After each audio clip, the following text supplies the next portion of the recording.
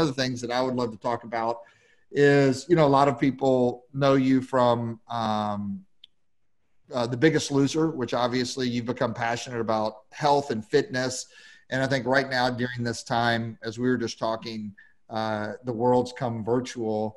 But what started getting you super passionate about fitness? Like, when did you decide and why did you decide to make fitness and health part of, your life and your career? Like, what did it coincidence happen? Was it a real passion? Did you do it on purpose?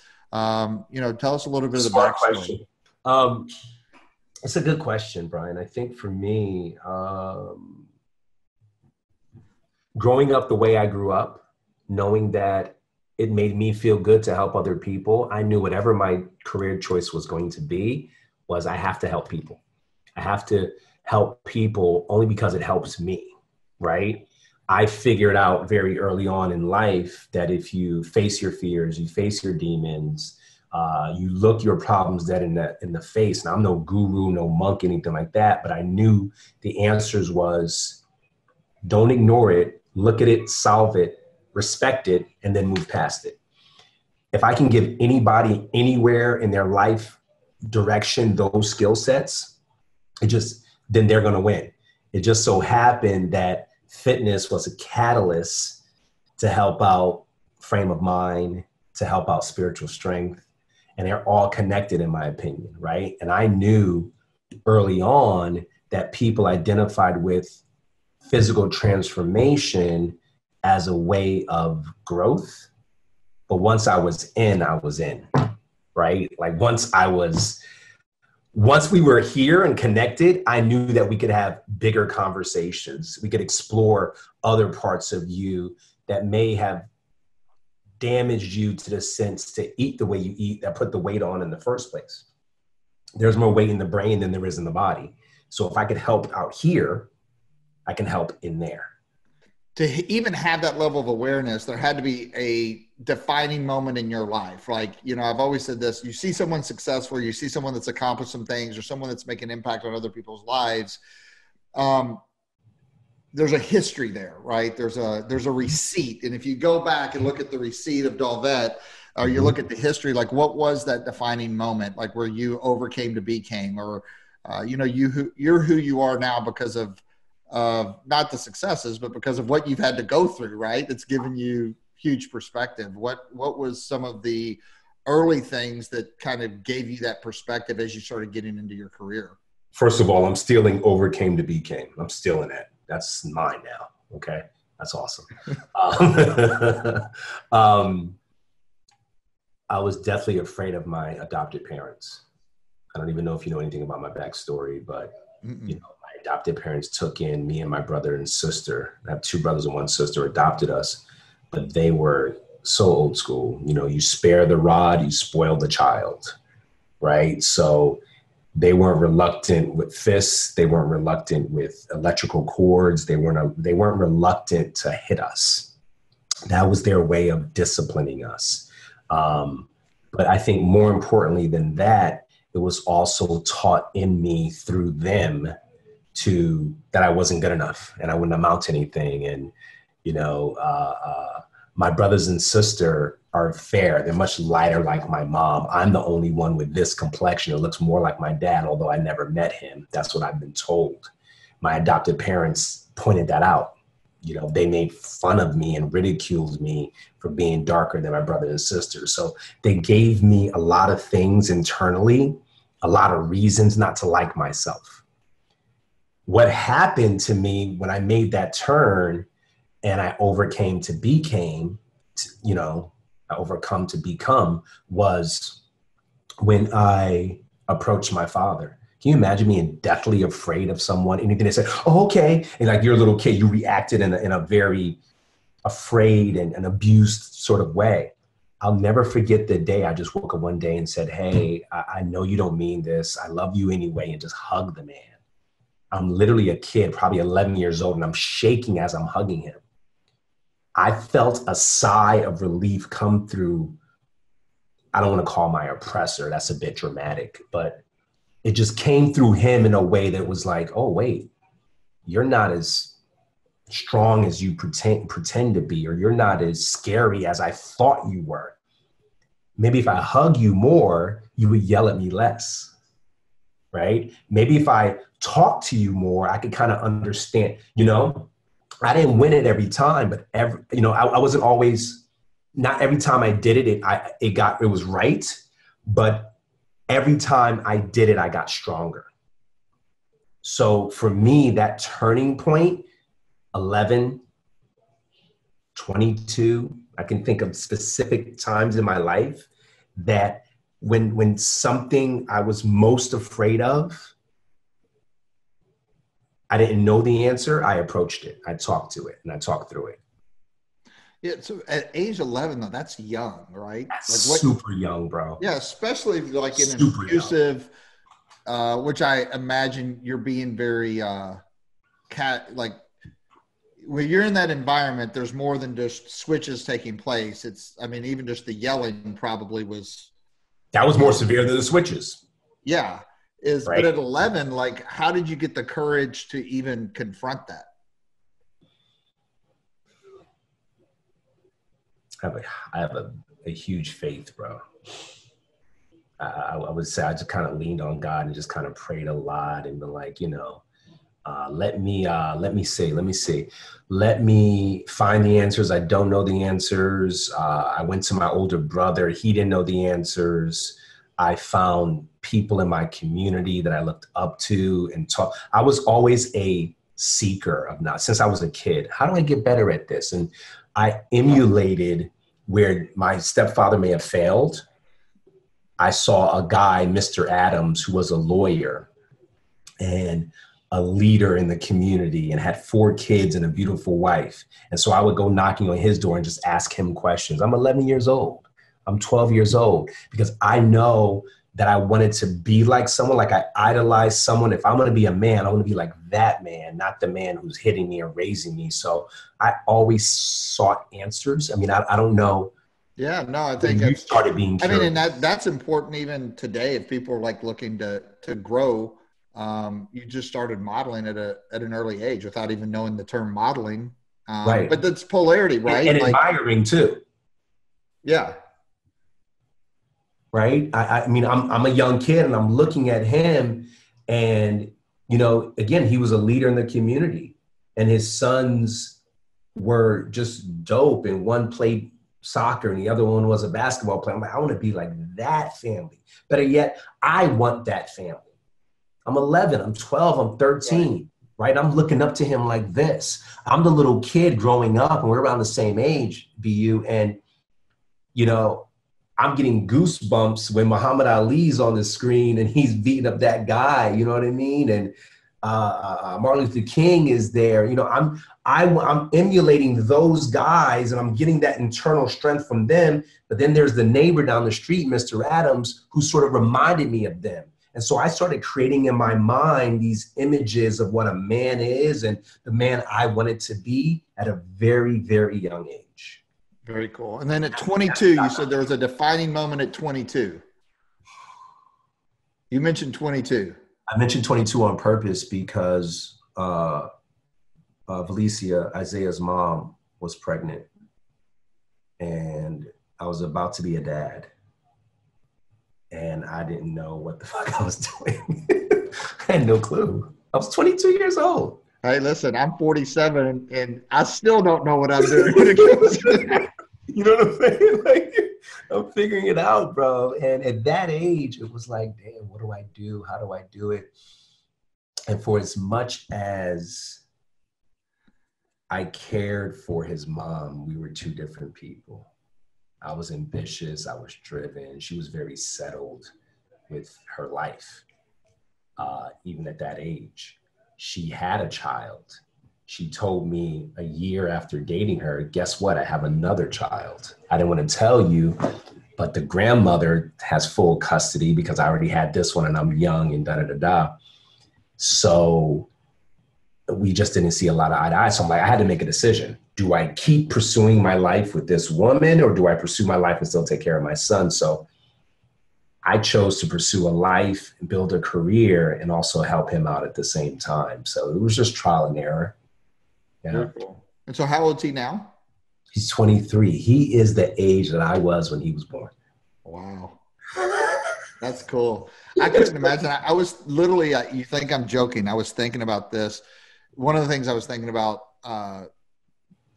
last couple of nights, I've been waking up middle of the night thinking, and I was thinking like of different times in my life when my dad was 47, right? So I was like reverse engineering. Okay, so 1984, University of Kentucky, went to the Final Four. My dad was 40, like, because I can remember basketball teams. I know it sounds crazy, but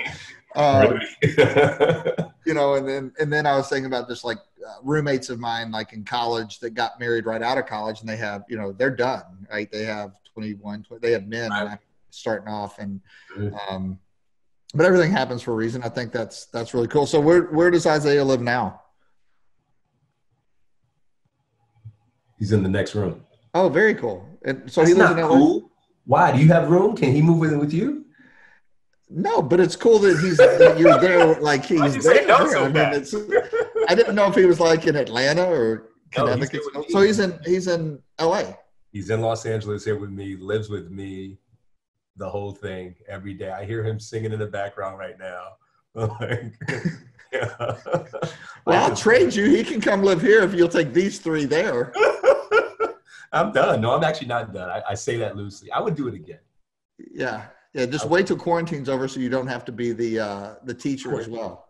Exactly. Like I was in between these things. I just went in there and to grab a drink. And I mean, they're I don't want to do math. It's hilarious. But what are the ages again? Tell me the ages. 6, 7, and 13. So the 13's helping the 7-year-old. Nancy's helping the 6-year-old. It is crazy though. So that's cool. What's he doing? Well, what's he doing in LA? He works for a production company, and he also works part-time at a gym, boxing place. He goes to school. So he's still in college. I think he's in his third year now. Yeah. So just those three things. Cool. So tell us a little bit about, like, right now during this time, how important do you think health or fitness, sweating, movement is to people's mental health? I think it's an amazing compliment. Listen, anytime you challenge your body, you force your mind to move. You know, it's just a chemical thing. It's a necessary thing, right? You got to have a sense of purpose, and when you do move, your body reacts in a beautiful way, or your mind reacts in a beautiful way, because you're challenging yourself. Sometimes if we sit still and we get dormant, we tend to just give our mind permission to sit still and be dormant as well. What happens is this: I think if you have a schedule, if you create a schedule, and the first thing that you do is say, okay, I'm going to challenge my body for 30 minutes. I think what that does is it affects the clarity of thought that you can actually get things done throughout your day.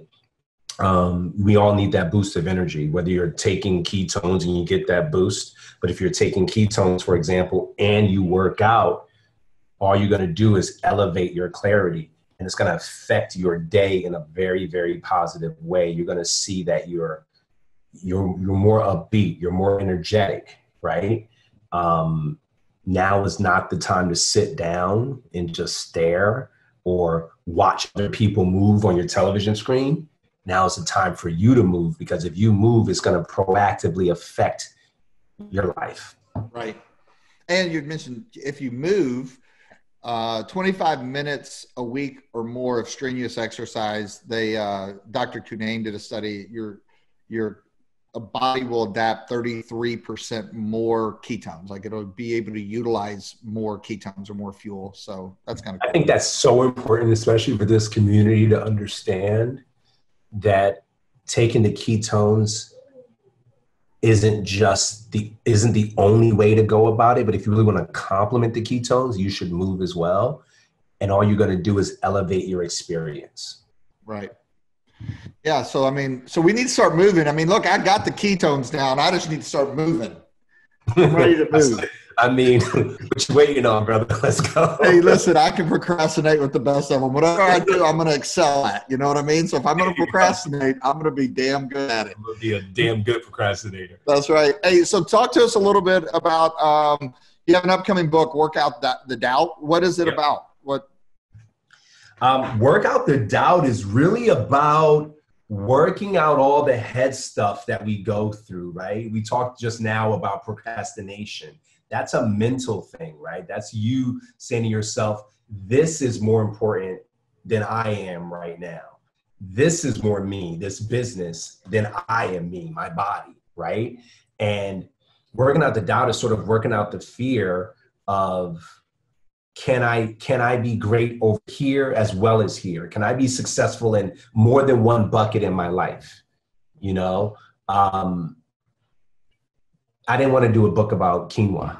I didn't want to do another book about protein shakes, bro. I just didn't. You know, everyone does that. I wanted to talk about spiritual health, emotional health, mental health, physical health, and also social health.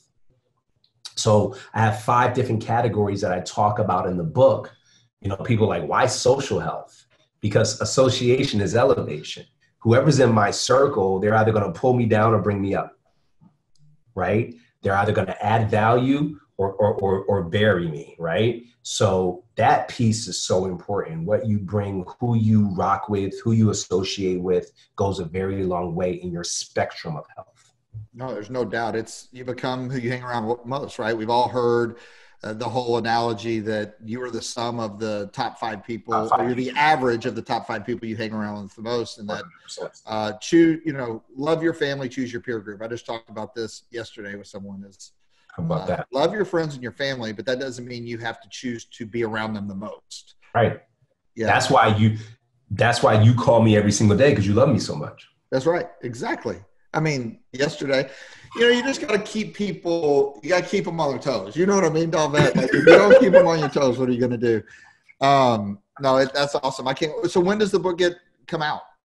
You know what? I'm trying to finish it up right now. This is a great question. Here's the good news. I just found out I have 3 more months here in Los Angeles on quarantine, so it will be out before. I didn't know that. I just knew I thought, listen, all right, so I said this 3.5 or 4 years ago. I need to do a podcast. And then I was like, and then a year went by. And then I bought like $3,000 or $4,000 worth of equipment.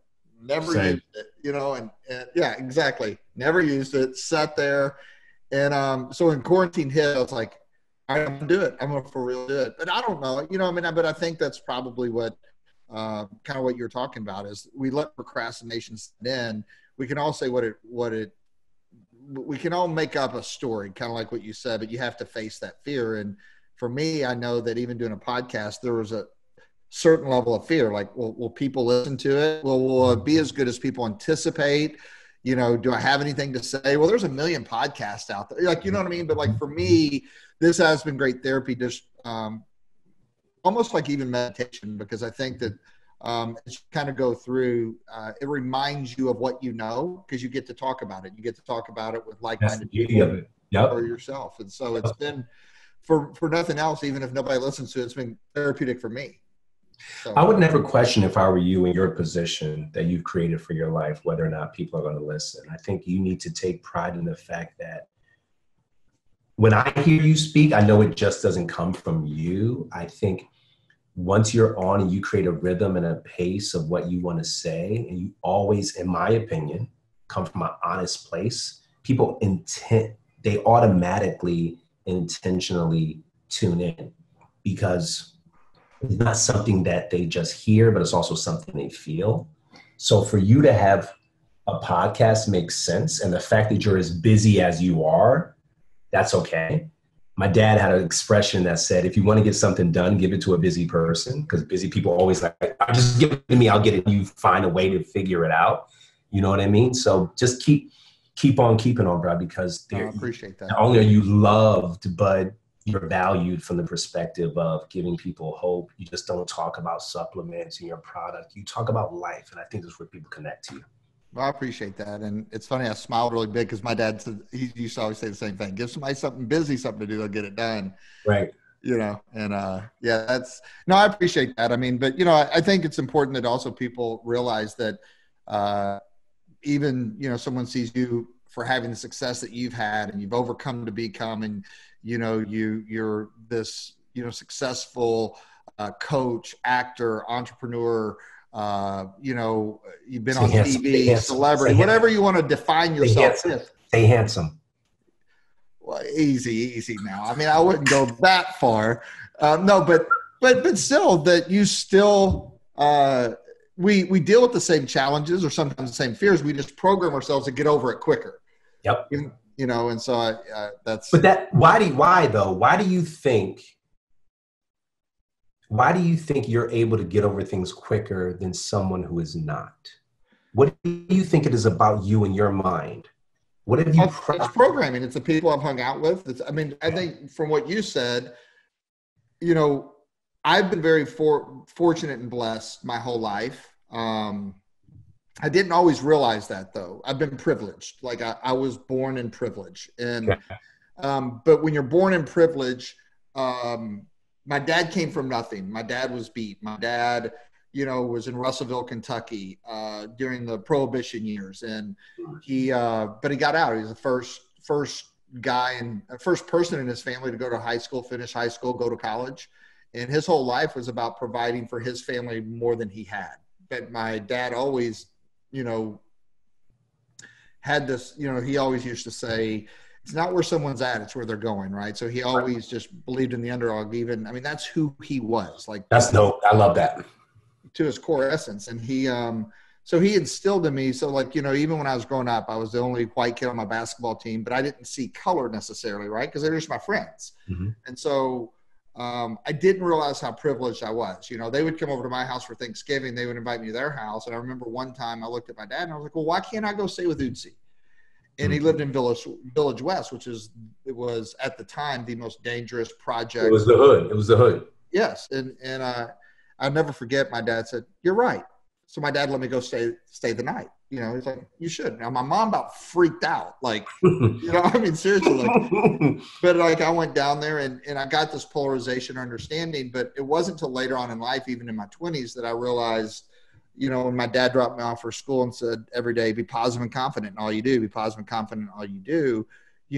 That started kind of my wiring or peer group and having great coaches playing basketball that, I don't want to say I took it for granted, because I really have appreciated everything in my life, but at times we do take things for granted, Of course. And it's human. Yeah. And, it's kind of like for people to overcome to become, I think that at some point in their life, there has to be polarization to where either it's not just what they want, but they don't want what they don't want. It either hurts them.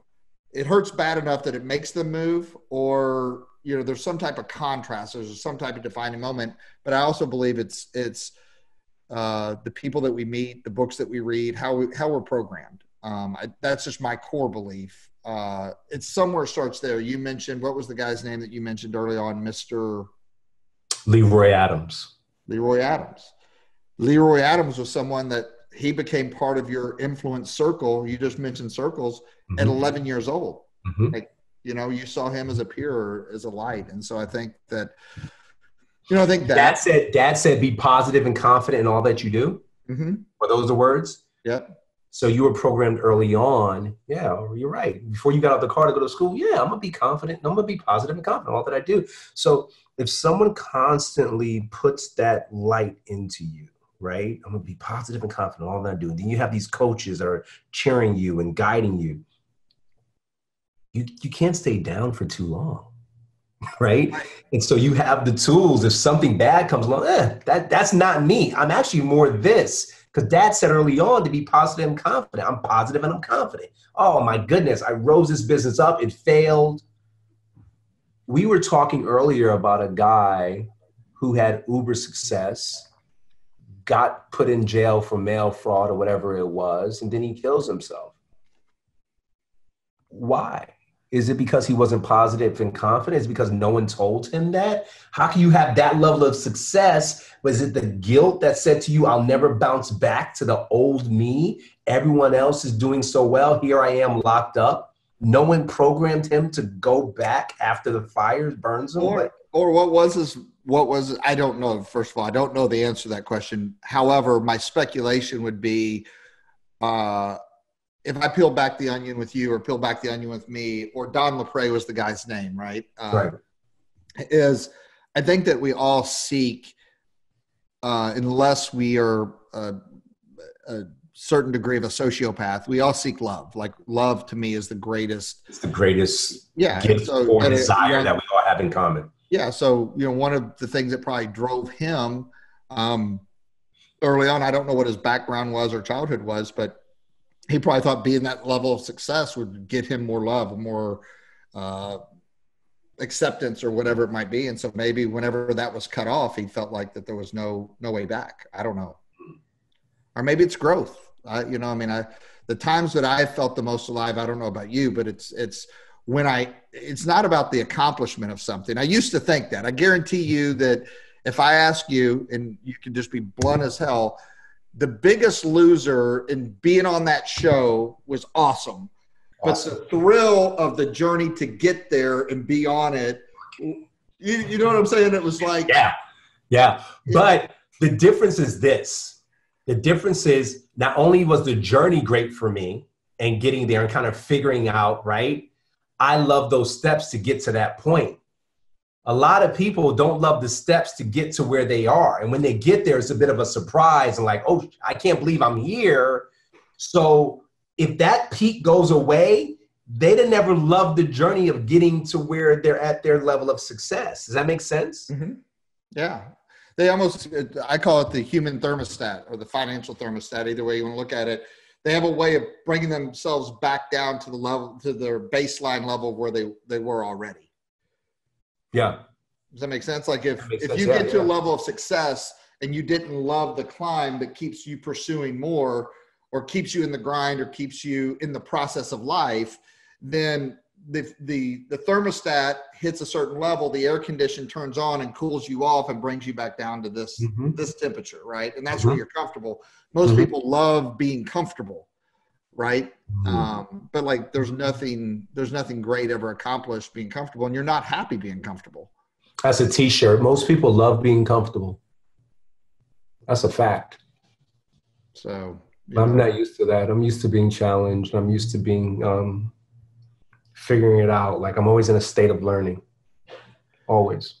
Yeah. I mean, like looking back, I guess, in closing, what would you say your greatest lesson that you have learned, if you could identify it in one or two things for someone listening in, what would be the suggestion, or what would be the advice you would give them looking back on where you started and where you are today?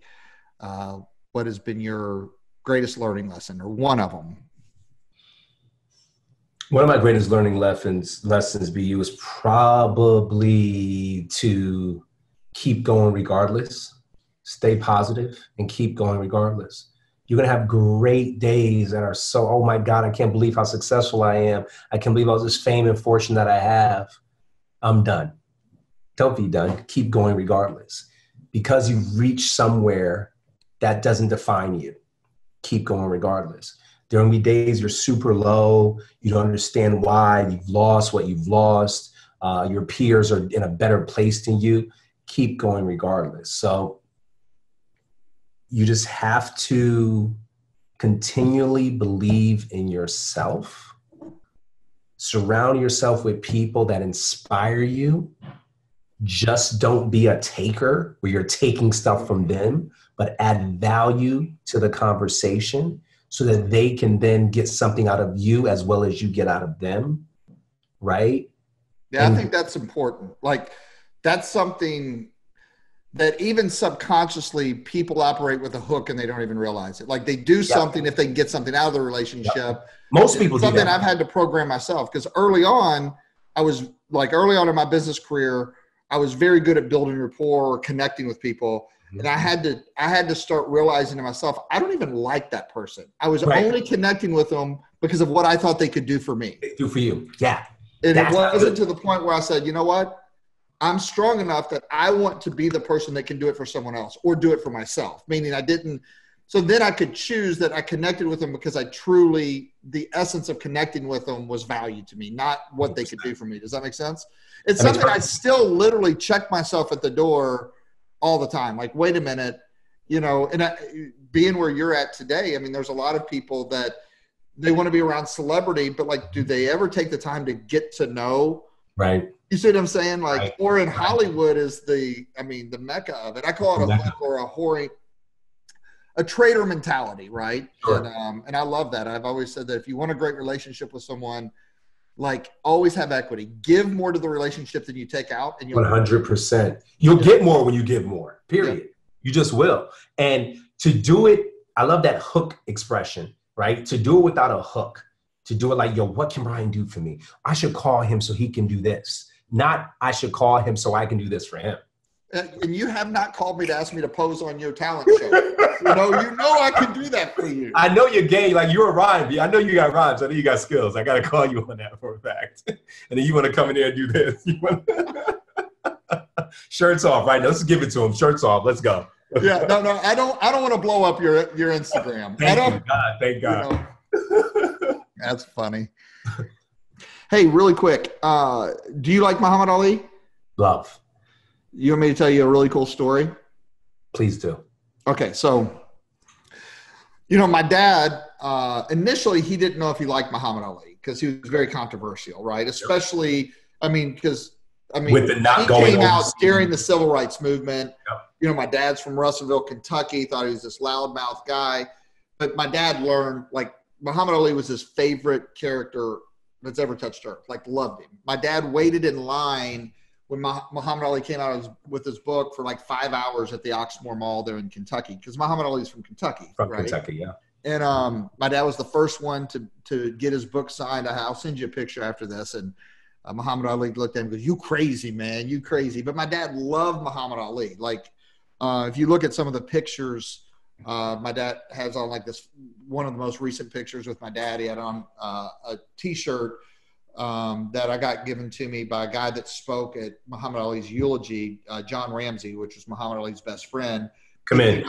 And interviewed me, and we started talking about my dad's love, and obviously I love Muhammad Ali, of course. And so we're in the hospital, and we stole about 48 hours before my dad, kind of started sleeping, as we were going through final stages of his life. And my sister was telling one of the nurses that my dad just loved Muhammad Ali. And my dad, we don't know, but he said, "I still do." Like, he kind of, because he was at his baseline. He was coherent. Yeah, a little bit. And so, and then a couple of days later, he's there. We're there with him during the hospice period, and it took 5 days for him to pass. And my dad did not work out any funeral plans.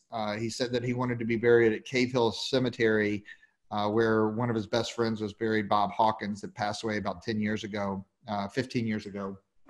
And so I called Malia and I said, "Can you help me? Just call Cave Hill and see if they have a spot. I want to make sure my dad, we can bury him where he wanted to be." And sure. And I didn't even know Cave Hill is like this famous cemetery, but it's like in the top 5 cemeteries in the country. It's gorgeous.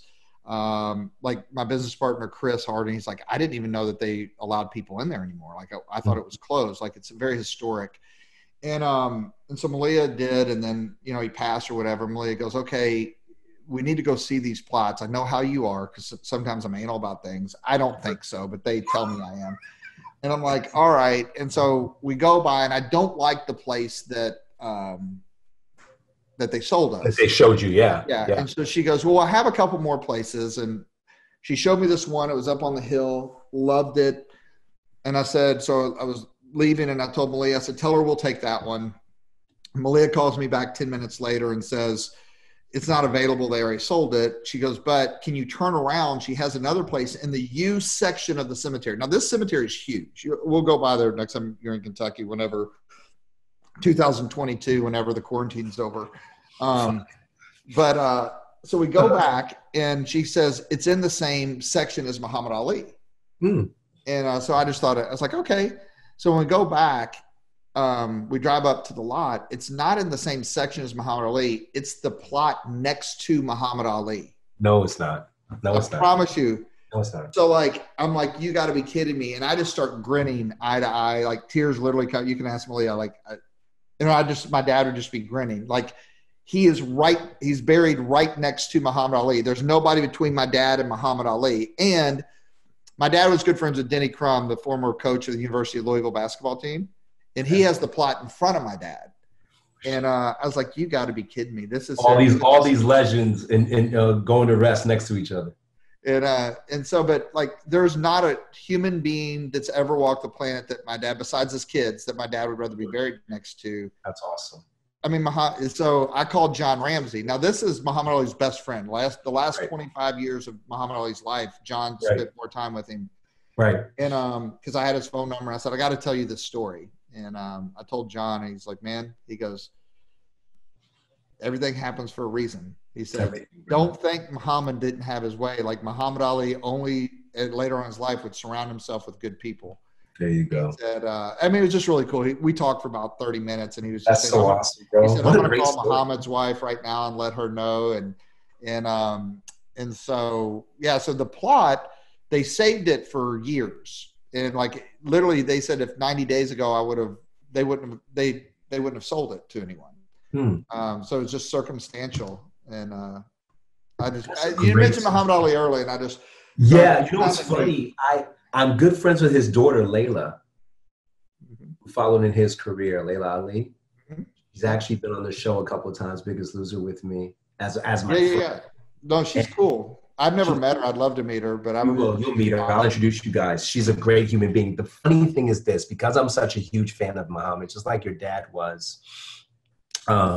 And my dad loved him. My dad loved boxing, but my dad fell in love with him because of the humanitarian. The humanitarian piece. Exactly. It's like, I see the man and the legend, right? I see both. I see the work you did in the ring and outside the ring. And I saw something in my dad's eyes when he looked at Muhammad Ali as well. So real quick, every single Thanksgiving, I go home to Atlanta and I have Thanksgiving dinner with my friend, Justin Anthony, his family, his dad. We've been doing it for years. Sometimes my brother, sister come, whatever. Isaiah comes with me. It's a big thing. One year, I was invited to go to Layla's house, but I had already booked my flight, landed in Atlanta, do Thanksgiving dinner. And Layla was like, Dolvett, are you coming? And I said, I'm already here in Atlanta. You know, I wish I could come. Oh man, that's messed up. I wanted you to meet my dad. He's here with me now. And we're having Thanksgiving dinner. I was like, what? I was so upset, bro. I can be there in 6 hours. It's just exactly. Was she in Kentucky? They were in LA. In LA. Because I knew that she visited Kentucky frequently like a decade ago. Maybe, right? But a year later, he passed away. Oh, wow. And I just missed. Yeah, he last time I saw him was about 6, 7, 8 years ago. I don't know when it was. It was in an airport, and I don't even recognize. I'm on the phone, and I get in the line, and there's a line. It's probably about a 6 or 7 minute wait. You know, it's not a ton of people, but for Louisville, it's quite a few. And I look up, and it's Muhammad Ali. He's literally there's one person in between me and him. And, you know, it's his wife and caretaker and nurse and whatever, and they're in line. And the security guard comes around and says, hey, champ, you know, come on. And he wouldn't go. He would not cut the other people in line. He waited in the line. And, like, I've just become, like, in awe because you got to think of, like, all the stories my dad told. And then, obviously, I've done my homework on him. And he catches me staring at him. So then he goes through security. One other person goes through. Then I go through. And he goes over and he sits on the golf cart and he catches me staring at him. And I said, we love you, champ. And he looked at me and he goes, and, you know, cause he was in, I mean, it was, dementia. Yeah. But you could tell like he just had that little bit of charisma, but man, I got what a great story with your dad though, bro. That's freaking cool. I mean, I don't know. I think really cool. It's just so serendipitous. And then the Dr. Don Dillard, who my dad did a lot for. He spoke at my dad's funeral. He was basketball coach at Christian County, and he said, he goes, you know, he said, he told a little bit of the story because there's only family in there, and he said, but you know what we recognize is Muhammad Ali is buried next to the greatest, which I thought that was kind of cool, you know. So, but that was neat. everything happens for a reason. So it was a little bit of a proud moment. Like, since then I'm like, I don't ever want my family to have to worry about like where I'm going to be buried or whatever. Does that make sense? But like, it worked out because 6 years ago he started doing it. He was starting to make plans himself, but then I think his dementia, my dad had dementia, his dementia caught on. And so Ali had that too, right? Ali had the same thing. No, he had Parkinson's. You're right. He had Parkinson's. It's still neurological, but he never lost he just couldn't communicate, but his brain still worked. Right. So, all right, man. Well, I appreciate it. This was a lot of fun, man. I'm glad we finally did it.